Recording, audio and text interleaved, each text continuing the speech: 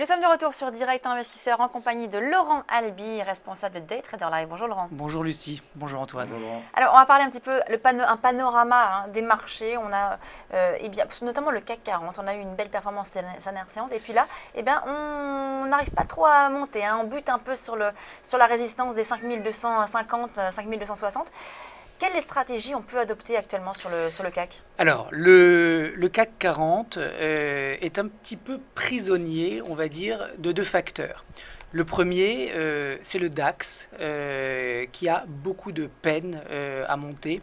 Le DAX qui a fait un gap de rupture il y a un peu moins d'une semaine, autrement dit un gap d'accélération. Le DAX était dans un trading range, il a réussi à s'en extraire, il a eu une journée très positive, et puis derrière, plus rien. Et il a même réintégré hier cette zone de consolidation. Donc c'est pas bon. Donc on a un indice allemand maintenant qui est faible. On le voit notamment hier, la séance d'hier, on a eu un indice allemand qui a vraiment sous-performé l'ensemble des indices européens. Une baisse de plus de 1%. À 90, oui, presque quasiment 2. Oui. Ce matin, les futurs aussi étaient très mal orientés en préouverture. On avait un DAX qui baissait de 0,5 et on a tout de même le niveau des 12 000 points qui arrive à être maintenu sur l'indice allemand. Oui, alors on a un petit peu de crainte qui revient sur les marchés avec un dossier grec qu'on n'arrive décidément pas à évacuer. L'hypothèse d'une sortie de la Grèce de la zone euro reste tout à fait d'actualité et ça peut provoquer une petite aversion au risque sur les marchés, d'autant plus qu'ils ont bien progressé et que maintenant la problématique des investisseurs, c'est de préserver leurs gains. Donc on est logiquement sur des marchés qui deviennent un petit peu frileux et des opérateurs qui pourraient commencer à sortir, d'où cette première fragilité du DAX. On remarque également en Europe du Sud une autre fragilité sur l'IBEX et le MIB. Donc bien évidemment le Portugal, l'Espagne, l'Italie sont les premiers marchés concernés par une sortie éventuelle de la Grèce. Donc on voit une espèce de petite dynamique, alors on en est au tout début qui se met en place. Est-ce que ce sera juste un épiphénomène et puis on repart comme en 40 la semaine prochaine? C'est tout à fait possible. Ceci dit, voilà, on a donc un CAC qui est un peu prisonnier donc de ce contexte européen un petit peu difficile. Donc vous le jouez aujourd'hui à l'indice parisien ou est-ce que justement au contraire vous restez un peu à l'écart? Je reste à l'écart. Je reste à l'écart parce que je ne sais pas trop d'où vient le vent et par conséquent c'est pas la peine de traiter absolument sur le CAC, d'autant plus que je vais vous présenter tout à l'heure des opportunités intéressantes. Et bien justement, on va en parler maintenant de ces opportunités parce que je rappelle que sur Day Trader Live, vous scannez un petit peu tous les actifs, que ce soit les matières premières, les indices, les taux, enfin tout. Et vous décelez des opportunités avec à chaque fois toujours des recommandations, c'est-à-dire un prix d'entrée, un stop et un objectif, toujours de façon très précise. Alors vous allez nous expliquer un petit peu, vous allez nous expliquer justement quelles sont aujourd'hui vos recommandations. Alors, juste pour terminer ce panorama en quelques secondes, sur le marché du Forex, on a aussi un marché qui est bloqué puisqu'on a un dollar qui est en train de consolider et ça bloque un petit peu toutes les paires majeures. Donc, on va chercher à la périphérie des actifs qui peuvent présenter des opportunités. Et c'est pour ça que ce matin, je vais vous présenter deux idées de trading. L'une à Londres sur le cacao et l'autre sur le sucre aux États-Unis. Alors, si on commence par le cacao, on a un marché qui sur le court terme était à la baisse et puis qui semble être en train de se reprendre doucement.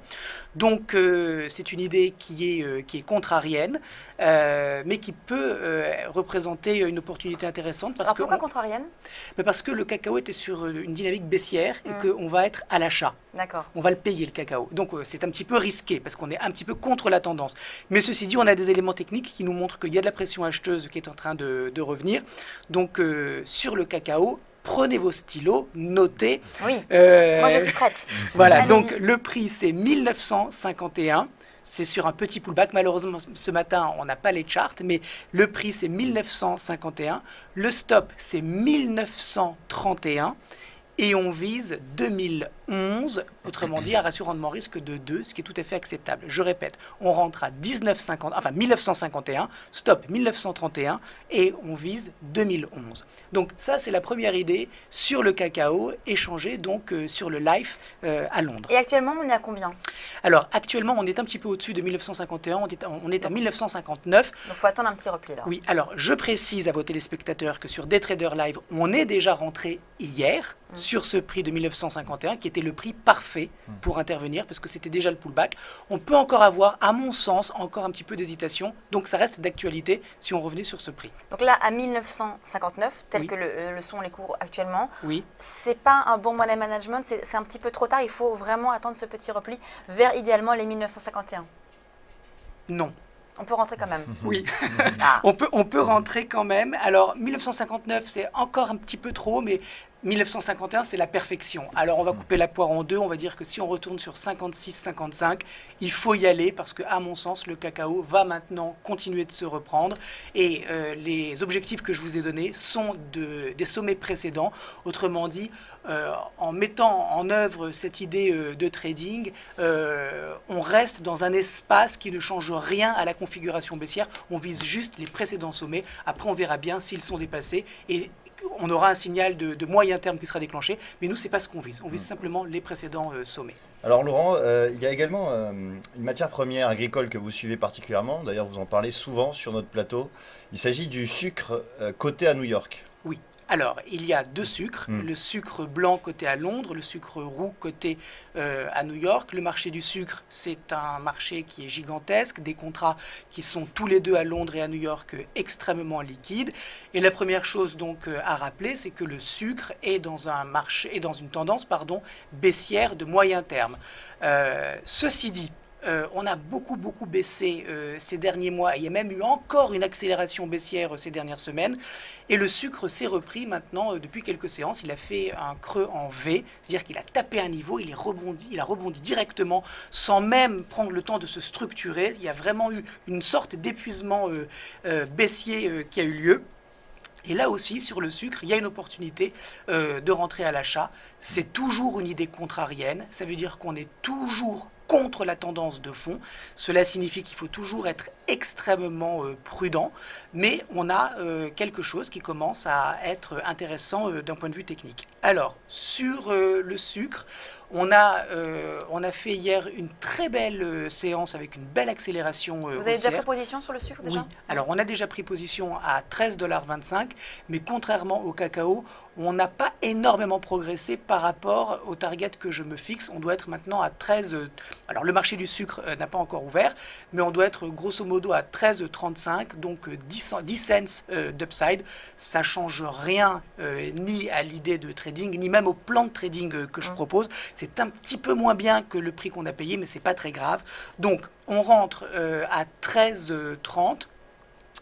Le stop, il est à 12,88 et on vise 14,38 $, un sucre sur lequel je fonde de grands espoirs parce qu'il a tellement baissé, il s'est tellement fait massacrer que je pense que techniquement, on devrait déjà avoir des couvertures de short, autrement dit des opérateurs qui Alors, pariaient. couverture de short, expliquez-nous un petit peu ce que c'est. Alors, des couvertures de short, cela signifie que nous avions des opérateurs, des spéculateurs qui étaient positionnés à la vente sur le sucre et qui, maintenant que le sucre remonte, débouclent leur position. Quand on est vendeur d'un actif et qu'on déboucle la position, on va racheter le sous-jacent et c'est ce qui alimente actuellement la reprise haussière sur le sucre. Donc, dans un premier temps, des couvertures de short qui se mettent en place et puis peut-être par la suite des opérateurs qui sont plus des opérateurs qui sont liés à l'activité industrielle et de distribution du sucre qui, eux, vont se repositionner à l'achat. Vous le voyez. Alors, donc hier, une très belle journée, plus de 3% d'upside. On est rentré donc à 13,25. 13,25, j'étais un petit peu méfiant, moi, hier. Je ne suis pas rentré sur un pullback. Vous savez que j'aime bien essayer de rentrer sur les pullbacks. Mais là, je me méfie un petit peu. Donc, j'ai voulu jouer plus la force du rebond. Et par conséquent, on est rentré à 13,25. Si on revoit le chart, vous voyez, on n'est pas tellement au-dessus. Donc, surtout par rapport au target et le stop où on l'a placé, on a un ratio rendement-risque qui reste tout à fait intéressant. Donc, on y va pour le sucre, on paye Alors, et pourquoi on devrait aller à 14,38. Pourquoi est-ce que vous êtes rentré à 13,25 comme vous dites? C'était pas forcément le prix d'entrée que vous vouliez. Expliquez-nous un petit peu justement ce choix donc d'entrer sur ce prix. Alors, il faut qu'on revoie le chart et qu'on le zoome pour que vos téléspectateurs puissent bien le comprendre. Vous voyez que on a eu donc hier une journée avec 3,31 de hausse. La journée précédente, c'est une petite bougie noire qui montrait une consolidation. Et la bougie précédente, c'était une bougie blanche qui, elle, donnait le premier signal de franchissement de la résistance. Donc, je me suis dit que on avait effectivement un signal, mais que comme on avait un petit peu patiné jusqu'à l'arrivée sur la résistance, j'avais vraiment envie d'être cette fois-ci un trader de momentum, c'est-à-dire de jouer vraiment la force du franchissement et de l'accélération haussière.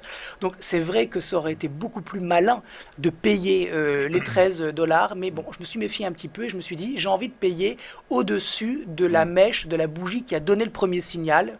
Voilà, c'est exactement, c'est celle-ci. Et donc, c'est pour ça qu'on est rentré sur 13,25 pour avoir vraiment une confirmation qu'on n'allait pas finalement repartir sous la résistance et que la consolidation donc n'était pas terminée. C'est pour ça que j'ai préféré être un petit peu plus un petit peu plus prudent que d'habitude.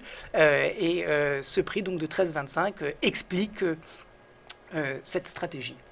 Merci beaucoup Laurent. Donc Laurent Albi, responsable des Traders Live. Merci beaucoup, on vous retrouve la semaine prochaine pour non, je suis en vacances, Lucie. Eh bien, très bien, comme moi, exactement comme moi également. Donc je ne serai pas là. Eh bien, on se retrouve dans 15 jours alors, pour parler Absolument. de vos recommandations. Très bonnes vacances du coup. Merci On Lucie. marque une pause et on se retrouve pour la suite de Direct Investisseur.